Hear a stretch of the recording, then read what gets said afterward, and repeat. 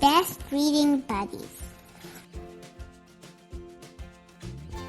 Ooh la la, I'm so fortunate. That's fancy for lucky. I have a reading buddy. On Mondays, we read together. Violet is in 5th grade and very mature. That means she acts grown up. She wears cool clothes. I don't like to match, she says. I like to look original. That means different. Violet shows me her feet. Even her shoes don't match. That night, I try on lots of clothes. I don't like to match, I tell Jojo. I like to look original. Then I try reading to Jojo, but she wants to play instead. She is not a good reading buddy, not like Violet. Violet and I like all the same books. Isn't that fortunate? Sometimes I read to Violet. I sound out the hard words. You're a great reader, she tells me. Merci, I say. That's French for thanks. Later, we go to the cafeteria. We eat and chat. Violet wants to be a librarian someday. Me too. Today, Violet reads a funny book about a girl and her little sister. The little sister gets into mischief. Mischief is fancy for trouble. She's like my little sister, I say. Mine too, Violet says. Violet shows me a picture of her sister. At home, I take a picture of Jojo from the album. I want to show it to Violet next Monday. But next Monday I wake up with a cold. I have to miss school. I do not get to see Violet. It hurts my eyes to read, so my dad reads to me. He chats with me too. My dad is very kind, but I miss my reading buddy. The Monday after that, Violet's class has a trip, so we can't read together. She waves from the school bus. That's my reading buddy, I tell Lionel. Lionel and I sit on the low bar on the jungle gym. The high bars make us dizzy. I miss my reading buddy. I won't see her till next Monday. Lionel shakes his head. There's no school on Monday. It's a holiday. Lucky yes. But I don't think it's fortunate at all. Monday comes. At breakfast, my mom asks, "Why do you look sad?" I start to explain about missing my reading buddy, but then the phone rings. My mom answers it. A minute later, my mom says, Quick, get dressed." Before I can ask why, she scoots me upstairs. I am tying my shoes when the doorbell rings. "Nancy, go answer it," my mom calls me. I open the door and there is Violet. "I miss reading together," Violet says. "So my mom called your mom. You're spending the day with us. Guess where we are going first?" "We are going to the library." Of course, we pick out lots of books to take home. I get a book about a girl from Paris. Violet finds another book about the naughty little sister. After that, we go for ice cream.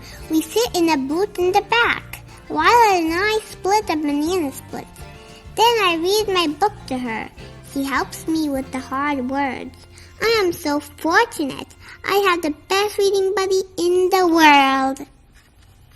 The end. Fancy Nancy's fancy words. These are fancy words in this book. Fortunate, lucky, mature, acting grown up. Mercy, French for thanks, mischief, trouble, original, different. What is your favorite part of the story? My favorite part of the story is where Violet rings the doorbell so they can read together. I'm going to read you a book called Pinkalicious Fish-tastic.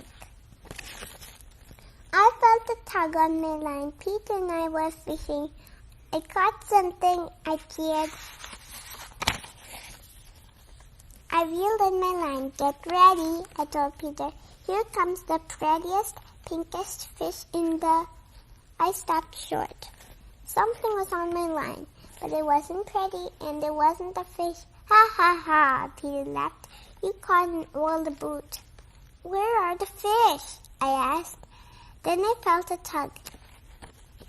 This is it, I said. My pinkatastic catch. I reeled in a shell.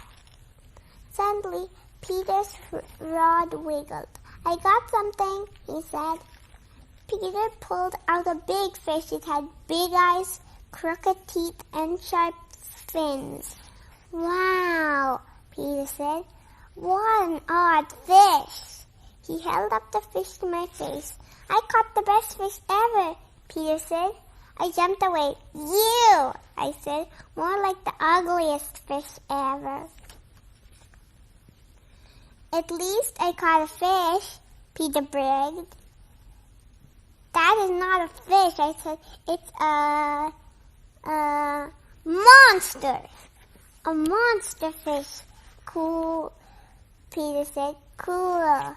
He put the fish in a bucket of water. I'm going to take him home as a pet, he said. We peeked inside the bucket. The monster fish's mouth was open. I think he's hungry, Peter said. He dumped the rest of our bait into the bucket. Hey, I yelled. How am I going to catch a pinkatastic fish without bait? Oops, said Peter. Peter went to get more bait. I was alone with the monster fish. Yuck, I said. The monster fish looked up. His eyes met mine. They were huge. They also looked a little sad. I looked at the ocean. I looked at the small bucket.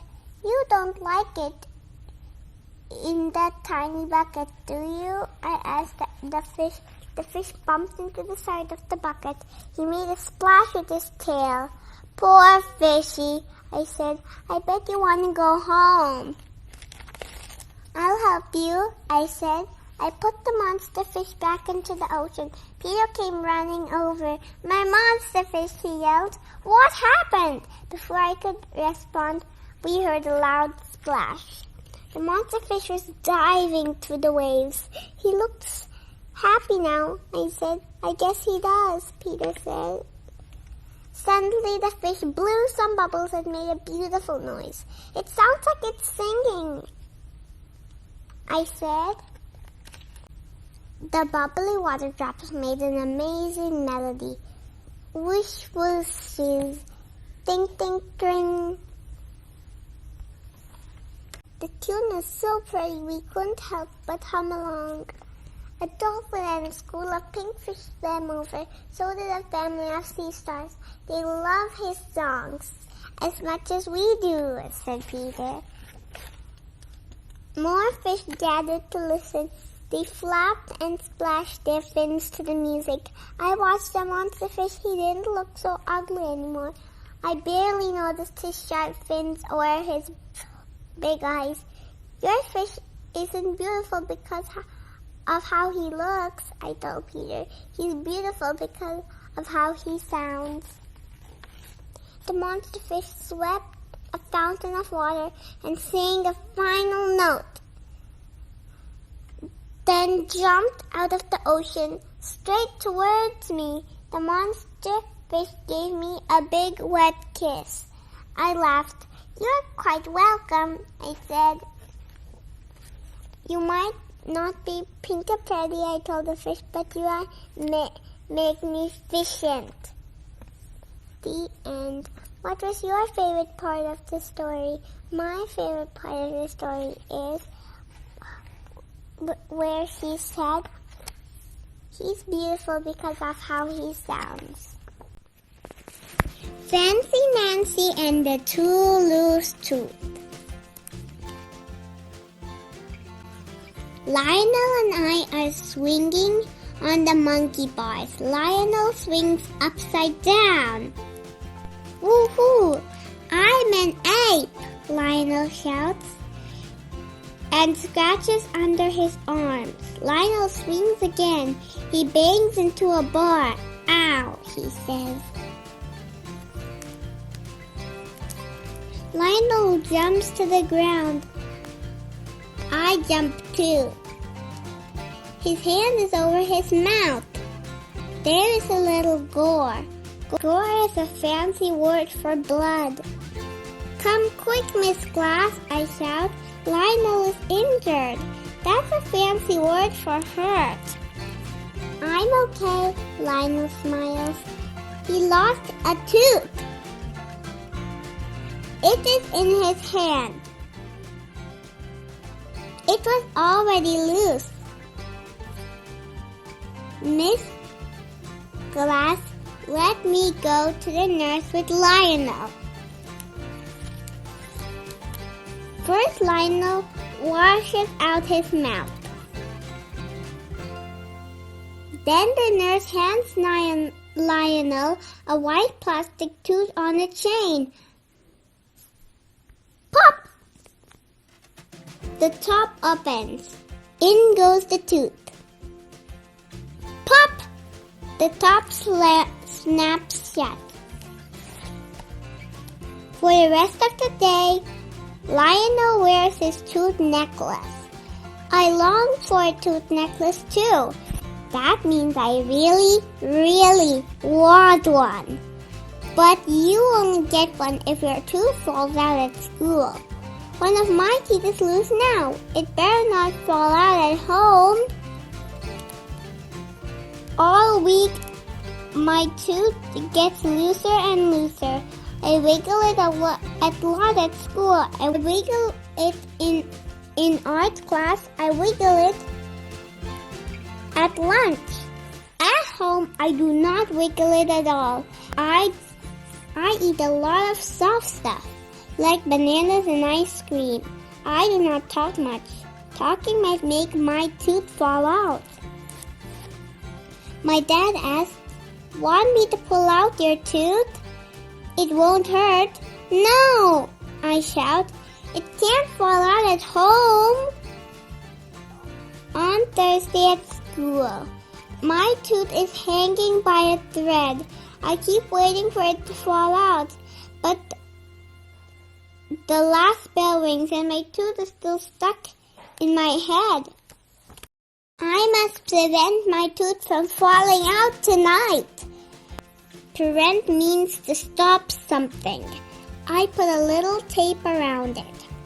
"What's wrong with your mouth?" my mother asks. I write a note to explain.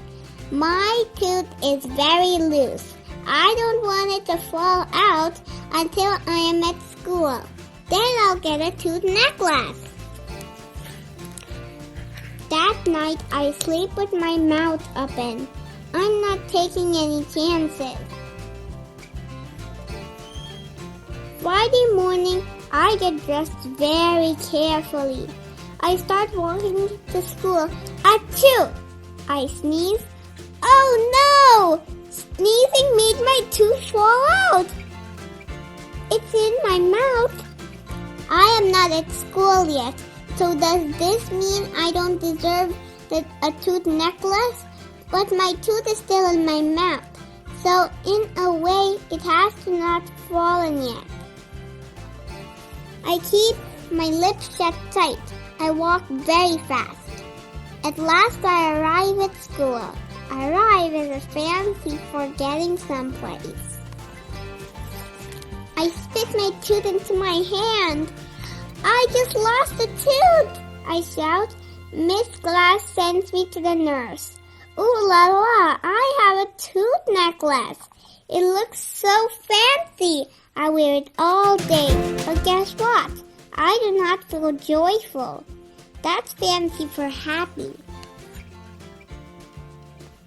Finally, I confess. Confess means telling about something bad you did. I tell Miss Glass how my tooth fell out. I need to return the tooth necklace. Miss Glass thinks for a moment. A moment is a fancy word. It's fancy for a second. Your tooth didn't fall out at home. You were already in transit. That means on the way to school. I think that counts. Miss Glass checks with the nurse. The nurse agrees. The tooth necklace is mine to keep forever. For the first time all day, I smile a big smile with a hole in it. Fancy Nancy's fancy words. These are the fancy words in this book. Arrive, getting someplace. Confess, telling about something bad you did. Gore, blood. Injured, hurt. In transit. Transit. On the way. Joyful, happy. Long for. Really, really want. Moment, a second. Prevent. Stop something. The end. What is your favorite part of the story? My favorite part of the story is where she puts tape in her mouth. I think that's not possible. Pinkalicious Dragon to the rescue. Welcome, happy campers, I say to my friends. They were at my home for a campfire party. Let's look at the stars, I said. What do you see? I see the Big Dipper, said Allison. I see a dragon, Peter said. The wind began to blow. I can feel the dragon's breath, Molly said with a giggle. Suddenly the wind blew harder. Suddenly it blew out our fire. Allison grabbed my hand. Now it's really dark, she said. Should we go inside? Molly asked. Only if our starry dragon could light fire, Peter said. He can't, I said. But I know a dragon who can. We need you three, the dragon, I said to my friends. How do we find her? Peter asked. We need to visualize her, I said. Then she'll appear. He closed our eyes. I can picture her. She is big and pink, Molly said. She's flying through the stars, Allison said. And over the moon, said Peter. Hello, said the voice. It was our pinkatastic dragon friend. We did it, Peter gasped. Hooray, Molly cheered. Welcome to our campfire, Allison said. Ooh, I love campfires, Gracie said. But where is the fire? The wind blew it out, I said. Can you relight it? Flickering breathed a big flame. Thanks, Molly said. Now we can tell campfire stories, Allison said. Let's play the story game, I said. What's that? Peter asked. We tell stories all together, I explained. We each take a turn adding a line. I'll start, Molly said. It was a dark and stormy night, she said in her spookiest voice. The trees creaked, Peter continued. The thunder got louder, Allison said, and louder until boom, I shouted. Ah, Gertie screamed. She flapped her wings so hard that she snuffed out the fire. Oops, Gertie squeaked. Scary stories scare me. Dragons get scared? Peter asked. Everyone gets scared sometimes, Gertie said. Speaking of scared, Allison said, it's really, really dark. So I asked Gritty, could you light the fire again? Gritty breathed deeply, but no flames came out. I'm sorry, he said. I'm too scared to breathe fire. My mom gives me a bear hug when I get scared, Allison said. Maybe Gritty needs dragon hug, Molly said. Great idea, I said. We gave Gritty a big hug. Do you feel better? I asked. I feel very loved, Gritty said. She took a deep breath. No flames came out. I guess I'm still a bit scared, Gritty said. Suddenly, I heard a rumble. Is that thunder? Molly asked. Is it the wind? Peter asked. No, Alton said. It's Gritty's tummy. I get hungry when I'm scared, Gritty said.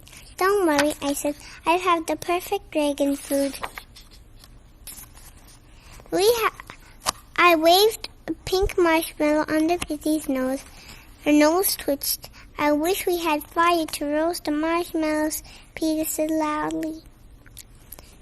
We could make s'mores, I said. Did someone see s'mores? Gritty asked. Gritty breathed a big flame. You did it, Allison said. You saved our campfire, Molly said. You're very brave, Peter told her. 3 cheers for Gritty, I said. I'd prefer 3 marshmallows, Gritty said. He breathed another flame and roasted our marshmallows. I'm glad you came to our campfire, I told Gritty. Me too, Gritty said. Everything is more fun with friends. The end.